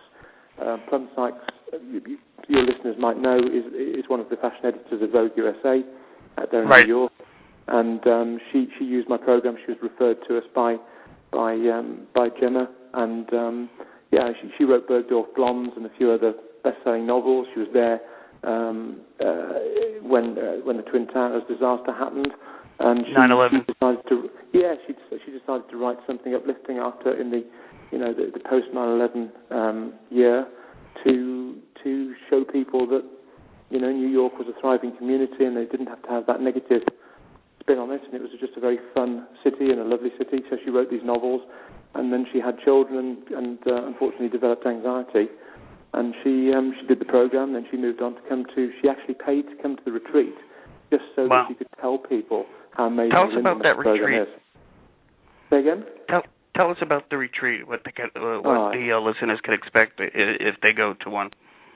It's incredible. I mean, it's a beautiful old. The retreat itself, we've got the workshops and the retreats. Both are held in beautiful, very old historic buildings in the UK. The retreat is held in a place called the Elms Hotel in Worcestershire. And Worcestershire is probably the most beautiful county it's where the sauce comes from, of course. As an American, you know Worcestershire sauce. It's an old aristocratic home that has been converted into a boutique hotel, and it's also got a spa. And we identified it out of about 60 that were shortlisted as an incredible venue for people to come and feel very comfortable. It's not only warm and comfortable, but it's luxurious and beautiful. And they come for 4 days, arriving on a Tuesday, leaving on a Friday lunchtime. And in those 4 days, they can use the spa facilities. They can bring their family with them so that they can enjoy the facilities, whilst the sufferer has sessions in the morning with our psychologist, Jenny Brooks. They can also do things. We introduce them to things like useful techniques like visualization and Pilates, but these are done as extras just to allow them to experience them. And during the curative part of it, which is the morning sessions with Jenny, they learn the structure of the Linden method. They learn what anxiety is, how to apply the program correctly, and in those 4 days they move forward dramatically. And we've had, I'll give you one example, a guy that came over from Florida who was chronically OCD, and he flew over, didn't tell his family he was coming, and he was a professional man, won't say what profession, but he was a professional man that had chronic OCD and just wasn't functioning in his life. And on day 3 he flew home, and when he was leaving I said, "Where are you going? It's only day 3, you've got another day." He said, "I don't need to stay another day, I'm cured." And he left. Wow. And so, we get people like that, and at one of the last retreats, in fact, I think it's online somewhere on YouTube, there's a video of our 12 guests and all of their family doing the conga around the hotel on the last day. So yes, I think I saw that. Yeah, you saw it? Yeah, I mean, they're sliding down the banisters, they're dancing, and what we've just introduced, which is fantastic, is an amazing guy called Kevin, who is an amazing musician, and he comes on a Thursday night, and we all have a sing-along. He plays the guitar, and just an amazing environment, a curative environment. And what we've done is create something that is just so unique and so amazing, and everybody that comes just leaves feeling so elated and wonderful. It's brilliant. I wish you could come over and experience it. But bear in mind, we are hopefully next year bringing the retreats and workshops to the US. And we're hoping, through our relationship maybe with Hay House or with the people we're coming to see out there when we come over in January, we're hoping eventually to have retreats and workshops in the US on both the West and East. Oh, that'd be great. Yeah, I mean, it's my dream, That would be great, and because worldwide, as you see, there are sufferers. Also, you mentioned in your thing that you did a lot of photography to keep yourself divert. Is that accurate? Yeah, it is. It was one of my great passions anyway. I've always been, I'm a creative like you and every other sufferer, so I've always enjoyed painting and drawing and, writing literary pieces. It's what I've always done since I was a kid, and photography was just an extension of that, really. But it's that combination of creativity and technical know-how that photography brings, because you need to know what aperture to use. You need to know the scientific element of how a camera works, so that you can manipulate it to produce the most beautiful shots. And that combined with the creative element seems to offer a good distraction. So I used it. I used it during my recovery, and a lot of my clients use it during theirs. So it can be a useful device, but again, it's part of the total. It's not, it's an element. It's one of the ingredients in the cake. And but it's good. And also it's very productive. You feel very fulfilled when you produce a wonderful photograph. Right. Now, you mentioned this in your program that you can't bake the cake without the whole thing. Without, let me say this right. You can't cook a cake without all the flour. Exactly. Meaning that you can't. You have to do, if you really are gonna get this, you have to do it from A to Z. Yeah. To get this to work. Is that accurate? It is. The thing is, it's pointless buying and not doing it. Like any learning process. If you want to be anxiety free, you've got to do it how it's meant to be done. And what we've done over the years is refine all of the tools that are included in the program, so that people can do it as easily as possible. And I think we've got it to the point where you could hand it to your average 14-year-old, and they could read it themselves, watch the DVDs, and implement it themselves and benefit greatly. Obviously younger kids would need some guidance from a parent. That's absolutely fine, and that's how we've developed the junior program. But anybody with 14 years of life behind them would be able to pick it up and use it, because we've developed the tools to enable them to do that. Now, I'm reading here, Dr. Francis has given you a wonderful summarization of your program. Who is Dr. Francis? Okay, Dr. Francis, he's become a really good friend of ours. Dr. Francis Tini, he's an academic. He's a psychological academic. He's a psychologist from the University of Belfast in Ireland, and this guy is incredible. I mean, not only is he's an incredible intellect, but he's an incredible man. And he was involved in the Northern Ireland peace process, the Good Friday Agreement. So he's a very influential psychologist, and he used the program personally to start with, and then made contact. Oh, he used it personally? Yeah, he did. Yeah, and he recommended it to a lot of people that he knows that suffer with anxiety. And we've had many conversations about it, and he's written pieces for the website, because this guy doesn't get paid. He's not one of our paid associates. He's somebody who has independently written reviews of what he believes the Linden method achieves. And he believes wholeheartedly that it offers a curative device. But you read it yourself on the website, you can see what he says. And this is the guy right. that he's a living academic he's one of these guys that is he's a student of the world, a student of psychology, and he's a research academic. He works with the university in Scotland as well. Very. And there's a guy on the website as well called Dr. Romulo Valdez, who. You're right, Junior. Yeah, right. Yeah, and I mean he's if you read his sort of CV or biog on the website, you'll see that he's a very highly trained, very respected mental health professional in the States, and has worked at was trained, I think, at Harvard, has worked in many universities and teaching organizations, and also worked in clinical practice, and he's a massive advocate of the program, because anybody, we get a lot of referrals from doctors and psychologists from around the world now, because they see what we do works. And so we very often get a doctor phoning saying, I've got this client, I don't know what to do with him, he's chronically anxious, what can I do? And we get him on one of the programs, and they know what works, and that's it. I've heard people, they turn to drugs to cure themselves.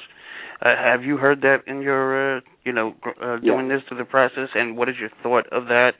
And what would you do differently to try to stop that person or persons from doing that?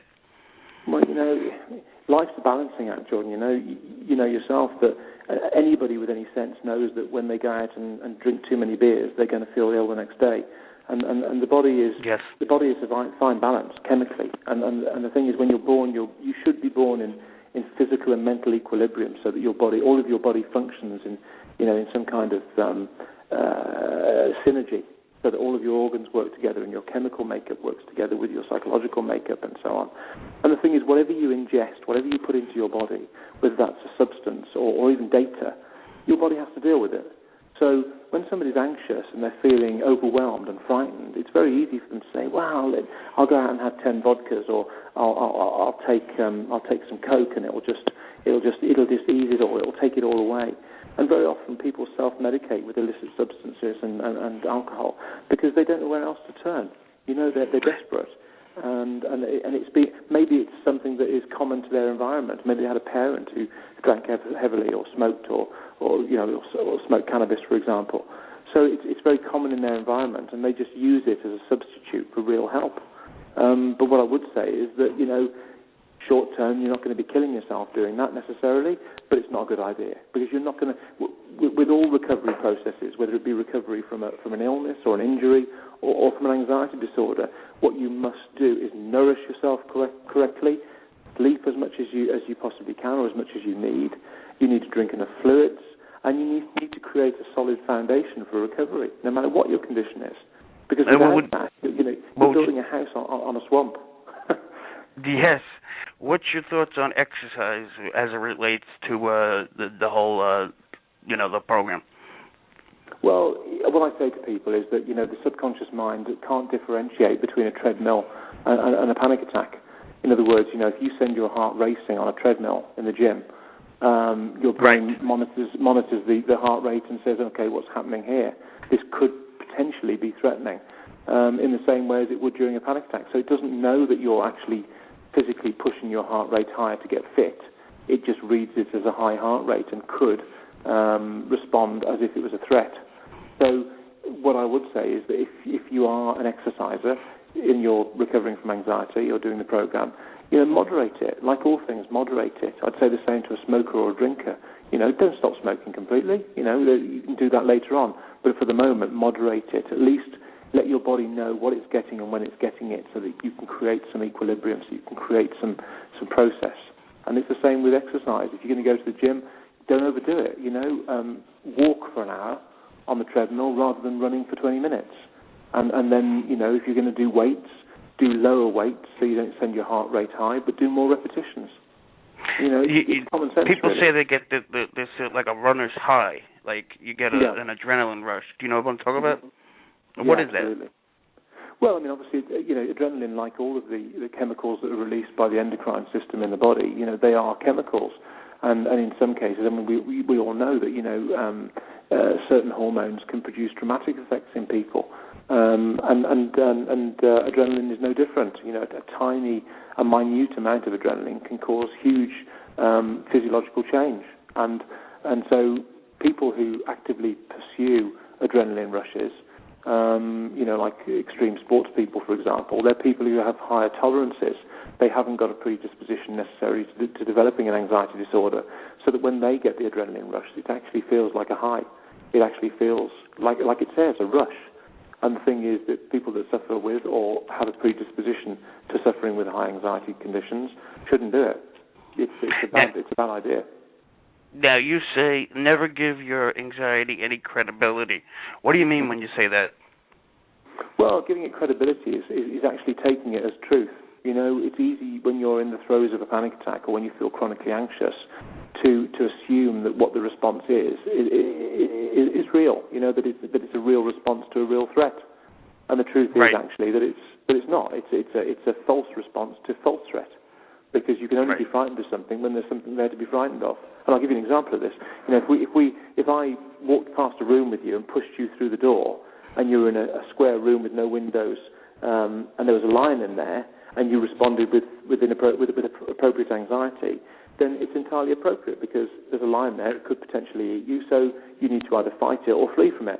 But if I push you into a room that is completely empty, the same room that is completely empty, and you still feel anxious, it's got to be false fear.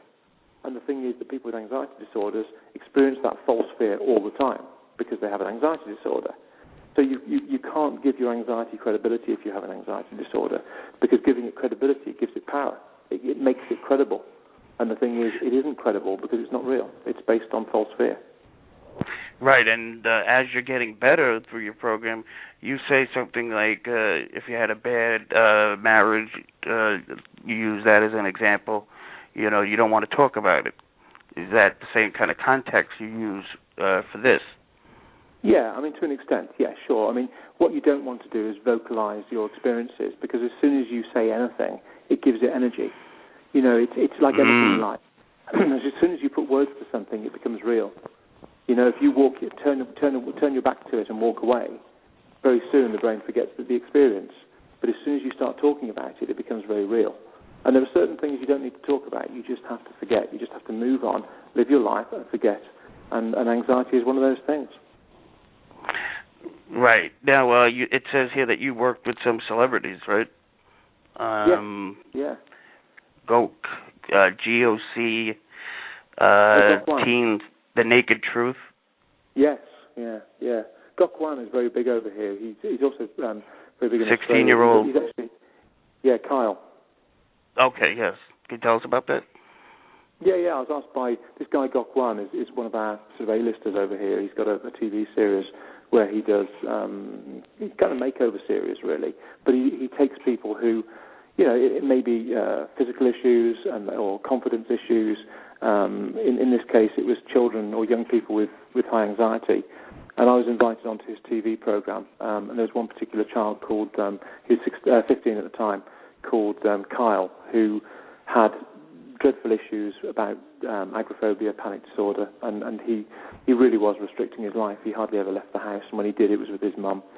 And Gok challenged me on TV to cure this guy, and I saw Kyle 3 times, twice outside of the retreat and then once at the retreat.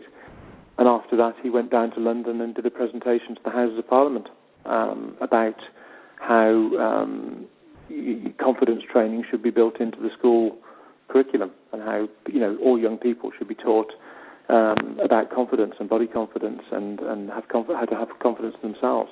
So he went from being chronically anxious to me curing him, and then him standing in front of the Houses of Parliament and lobbying the House of Parliament to introduce this to the school curriculum. Yeah, so it's an incredible story, and he's a wonderful kid. He wants to be a doctor, and yeah. Can you tell us about this Vogue USA fashion editor and best-selling novelist? Yeah, yeah. She was the one that wrote Bergdorf Blondes, the editor of Vogue USA. She wrote an article for Vogue about her experiences with the Linden method, which was incredibly well received. A lot of people read it. A lot of people came to the retreat from the US as a response, and a lot of people used the program. So yeah, she's been an amazing advocate and ambassador for the Linden method.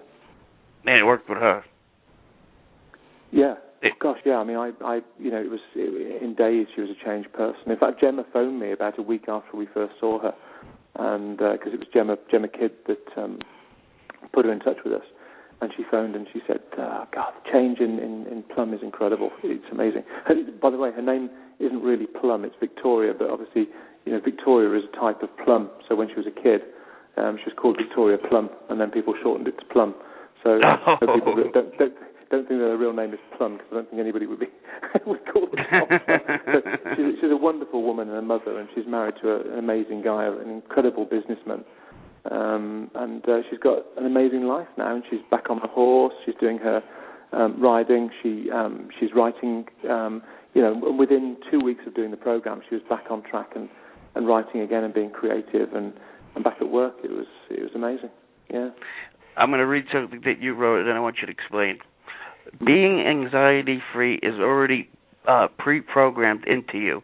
All I do is show you the fastest possible route to creating an environment for recovery and moving from anxious to non-anxious naturally. Yes. Yeah. Can you explain that? Yeah. I mean, what I've done is create a roadmap for recovery. My program is a roadmap. Right. So what I've done is I've tried to put together a series of devices that bring about the fastest possible recovery. And I believe I've done that. And, your recovery is pre-programmed into you. You have the ability physiologically to switch off your anxiety. It's just that you don't know how to do it yet. And that's the key. And all I do is show you how to do it. So it's normal. If you think about it logically, if you're driving along a road and a dog runs out in front of the car and you go into the anxiety response and you slam the brakes on and pull up and the dog runs off safely, as you drive on, your anxiety might be at a high level, but over the next few minutes it gets lower and lower until you return to normal. So your brain has the ability to turn anxiety and the emotion of fear on and off very, very quickly. But with anxiety disorder, obviously it's been turned on but not switched off. And what we do is show people how to switch it off. So it is already pre-programmed into you. It's a normal human response to be able to turn off the emotion of fear. It's just that your body's perpetuating, and we show you how to do it.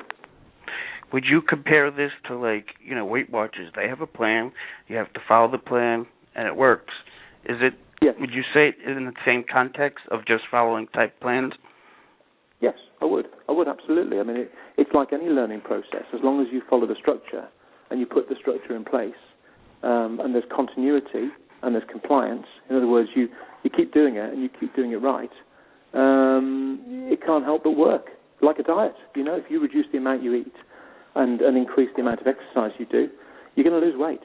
Unless there's something very strange going on physiologically, which is highly unlikely, but it's the same with anxiety disorder. If you do what we say, then you're pretty much guaranteed a full recovery. So, it's just a matter of time. And you probably heard this. There's probably some listener that's saying, yeah, I tried every program. That's what they all say, blah, blah, blah. What would you say to that person that's saying that? They haven't tried my program.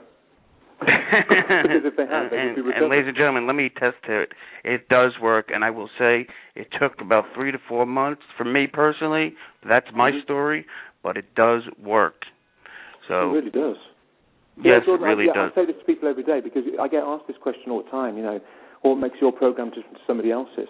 Well, the truth is that in substance, when you look at it, it is completely different. It is unique. People say, well, there's a lot of stuff in there that I've read elsewhere. That might be the case. There is stuff in there because it's all about the mind. It's all about the body and the mind. So, the subject matter is fixed. You can't change that. I mean, if I moved it to be about feet or about ears, then obviously I'd be moving the focus. But you can't do that. It is about the body and mind. So people are going to say, well, it is similar to something else I've read.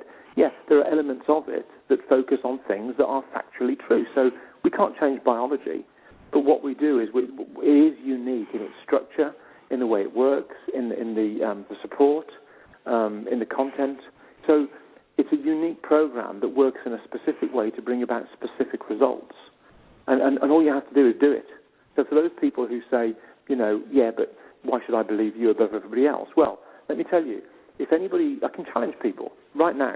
If anybody can find an organization that has a program like ours that is structured in the way that ours is structured, that provides free support with qualified people for a year, and that gives a money-back guarantee, and that has been used by over 155,000 people, that has retreats, that has workshops where you can go and meet real people, real centres where real people work, that offers qualified support, that has 14 years of history, that has been written by an ex-sufferer, that has got the reputation that we've got, that is used by psychologists and doctors and recommended by these people, that has the endorsements that we've got from not only from medical people and psychologists and academics, but also from people like Gemma and Jodie Kidd who wouldn't stand up and say something worked if their experience was that it hadn't, because they're not getting paid. They do it out of the goodness of their heart because they want to help people. If anybody else, if anybody anywhere can find anything that is remotely similar to that, I'd be shocked, because it just doesn't exist. What we've got is no, not at all. The one thing that stood out to me is how much you had stories that were similar to mine, and that no doctor ever could come close to feeling the sensations, as you say, that I have been through. So that's what I found so intriguing. Yeah, I've been there, and you can't take that away from me. Whatever you say to me, and I get this very often on the webinars or at the retreats. People will, because humans are humans. At some point they'll try and catch you out, so they'll feed you something that you can't possibly know this. I'm the only person that experiences this sensation or this symptom or this thing. They'll challenge you. Charles, you can't possibly know what I'm talking about. I was sat at home the other night, and my left arm went numb, and it went heavy, and I felt like I couldn't lift it. Now, nobody else I've spoken to can explain what that was. Nobody else I've spoken to has ever experienced that. Charles, what do you think that is? And I say, well, it's what it is. It is a symptom of high anxiety. I had it, and tens of thousands of other people I've spoken to have had it. And it's probably to do with blood flow and restriction in your shoulder due to tension, because all of the blood vessels and the nerves that feed your shoulders, arms, and head come from your spine. And if your spine is tense and it's pinching on those nerves and blood vessels, it's going to produce referred pain, referred numbness, and referred sensation. And that's most probably what it is. And I've had it many, many times when I was anxious, and it never caused me any harm. And I've heard this story 1,000 times, and I can assure you that none of those people ever came to any harm. And the person sits there dumbfounded, saying, "Oh, God, if I'd have been told that 10 years ago when I first had it, it would have saved me 10 years of suffering and worrying about it." And this is what happens. It's shocking. Truly amazing. Now, the listeners, how would they obtain it? And tell us the various different ways. Like, I think you have some on the internet. Some people might not have the internet, or just have other ways of getting it. So tell us the different ways of your offer. Well, I mean, you can order the home learning program if you want the printed pack through a high street store. You just need the ISBN number. So if you Google the Linden method, you'll find it. So, or the easiest way to do it, which is the way tens of thousands of people have done it, is they go to one of my websites, for example, lindenrecovery.com or panic. Is there an 800 number? Yeah, there is. It's on the website. Yeah, they vary depending on where you are. So they're local call rates. So this is predominantly New York. I would say would be 75% of our listeners. Yeah, I haven't got the list in front of me, Jordan, so I couldn't tell you specifically which one it is for that. But it's, right at this moment. But if you go to panic-anxiety.com, so panic-anxiety.com, or lindenrecovery.com, all of the contact details are on there, and you can just pick up the phone and call. Most people go to the website and order the program, and we send the programs out all over the world by express guaranteed delivery. So, it's like ordering from Amazon basically. We've been using WorldPay for about 12 years now, and we've never had a failed payment or any sort of credit card fraud or anything like that. But right. And this will be Christmas is coming. I'm not trying to sell it, but for somebody to have who's a major sufferer, this would be a great present for somebody. And what would they get if they ordered it through? What exactly would they get? Well, depending on which form, they always get the same material. If you buy the program, you always get the same material, but it can be in different formats. So if you order the digital version or the download version, what you get obviously is files that you can download. So there's PDFs that you can read. So the manual itself would be a PDF that you could read on your computer, or maybe transfer to a mobile device if you wanted to carry it around with you. And then obviously you can download the audio tracks. You can put them on your MP3 player, or carry them around on a disc. Yeah, exactly. But then there's the printed pack, which obviously is probably the most popular because it's something that you can carry with you. It's something you can hand to somebody. You can carry the manual in your bag. You can put the CDs on at home, or you can. There's the apps as well, of course. You can go to iTunes. But it comes with like 5 CDs. I'm sorry. It comes with also like 5, 6 CDs if you don't get the downloaded version, right? Yes, correct. Yeah, it comes with CDs and DVDs and the manual itself. And there's a book. But, yeah. It's the Linden Method Program Manual, which explains what anxiety is. My story's in there, so people can read that and hopefully be inspired to understand what I went through. But if you buy the physical pack, so if you buy the Linden Method pack itself, which is $177, including the support, you also get the download version. So whilst you're waiting for it to be delivered, you can then go online. That's less than one session of talking to a doctor. Mm-hmm. that price that's less than talking to your local doctor. And that's the God's honest truth. It's the price of a meal out for two, isn't it? It's a good meal out for two. It's an evening out. It's a cinema and a meal ticket. And the thing is, it brings about life-changing changes, and everybody benefits. And the thing is, if they don't benefit, they get a refund anyway if they want one. But and we do get those people. Jordan, the world's full of strange people. We all know that. Right. We do get those people sometimes that use the Linden Method program all year, and they use the support, and they phone the support regularly, and they recover. And then come Christmas time, when they need a bit of cash, they send the Linden Method back. Oh yeah. And it's just wrong, isn't it? We all know that. But if people benefit, generally. People, benefit and recover from it, and it's an amazing thing. How many years is the Linden Method active? 14 years now. Yeah, 14 years since I first, and it all happened by accident, because when I started, obviously, I used the process to cure myself, and I created this sheet, this sort of instructional sheet that I used to give to other sufferers. and they all benefited, and they started to come to me and say, well, what would you do in these circumstances? What would you do at work if this happened? And so I started offering support. And because I was working, this became, quite stressful, because eventually I had about 1,200 people using my PDF document to recover and asking me for support. And that's how it happened. And then I had to make a career decision, so I stepped down what I was doing and did more of the Linden method. And I charged a few dollars for the just the PDF document. And then obviously I had to make a living. I couldn't live off nothing. Sure. And as time went on, it became more accepted, more recognised. And then I took on some of my staff, and that's how it happened. It happened organically, and it happened because people recovered. Yes, and one of your CDs that you have in the program, the Panic Eliminator, I can't tell you how much thanks I have to give you. There's been so much times where I've been frightened, and I referred to that, listened to it maybe twice or three times, and it got me through some difficult times. And that was the really Panic Eliminator. Device. Yeah, it's brilliant, and it's free in the pack. And in fact, if you buy the app off iTunes, the Linden Method app, and there are 2 or 3 versions with varying prices. It's a video-led app, so in other words, it's me giving you instruction on how to do the Linden Method program. And in there's this thing called the Panic Attack Talk Down, and a lot of people have benefited from that, because if they feel that they're going to have a panic attack during the start of their recovery, they can watch the Panic Attack Talk Down, and it's me in video telling them what they're experiencing, why it isn't harmful, and actually talking them down from a panic attack. And like the Panic Attack Eliminator, if you suffer from panic attacks, you do need somebody that knows what they're talking about to say, you know what this is, you know how it's caused, you know it's not going to harm you, and talk you down incrementally from a panic attack. And people, they absolutely love it. It's a brilliant device. So no question. But you just don't. You cover OCD, you cover agoraphobia. So, well, explain all those things that you cover. Well, panic disorder, so panic attacks.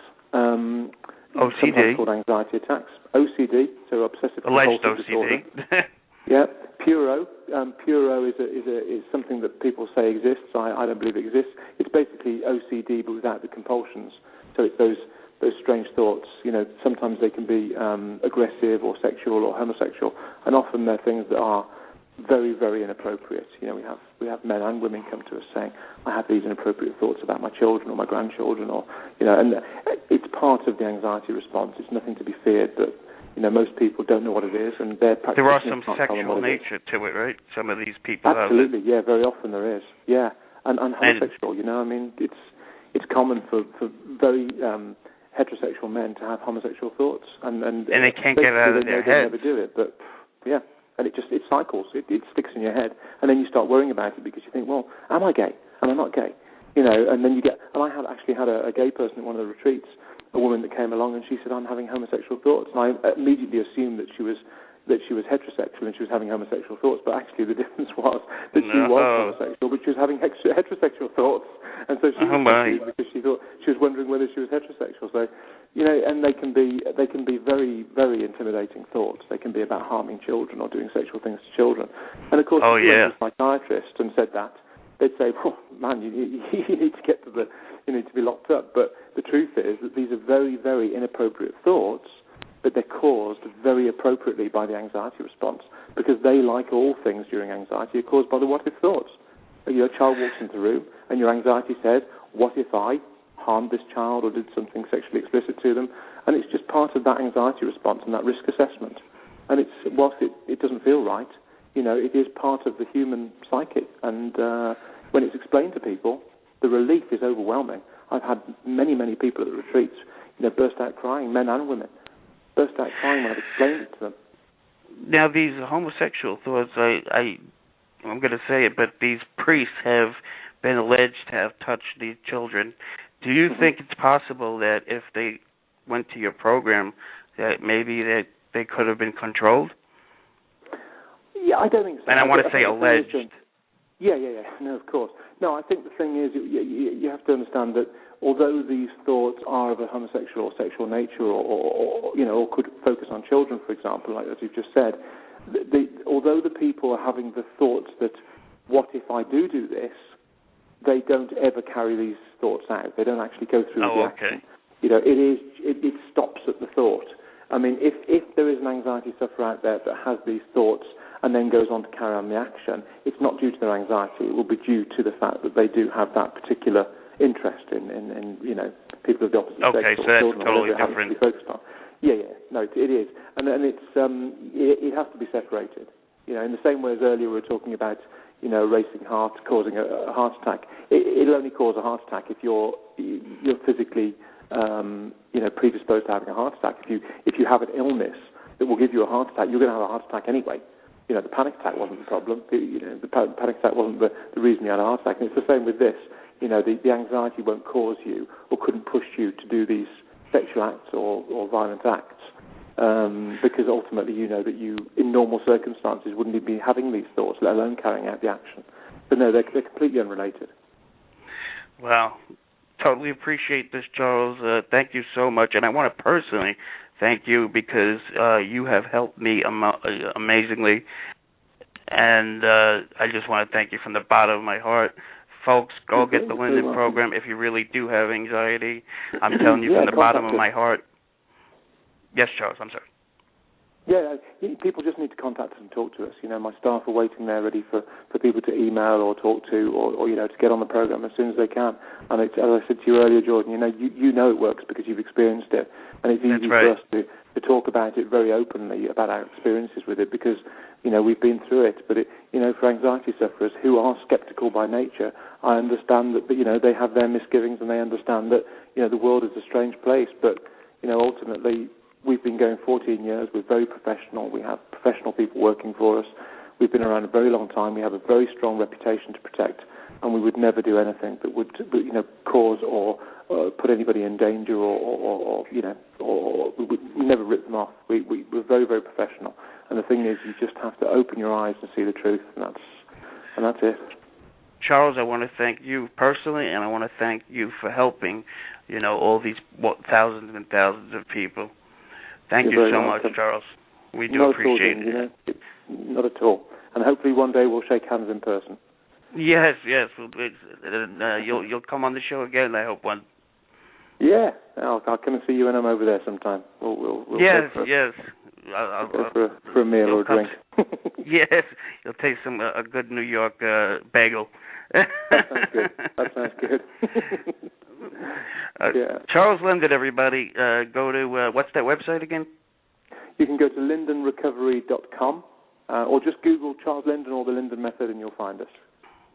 Folks, it really works. Nobody's paying me to say anything. Let me just tell you that. It works, and I recommend it highly. Charles, thank you so much for joining us tonight. You're welcome, Jordan. Thank you, Charles. Have a good evening. And take care. Bye-bye. Bye-bye.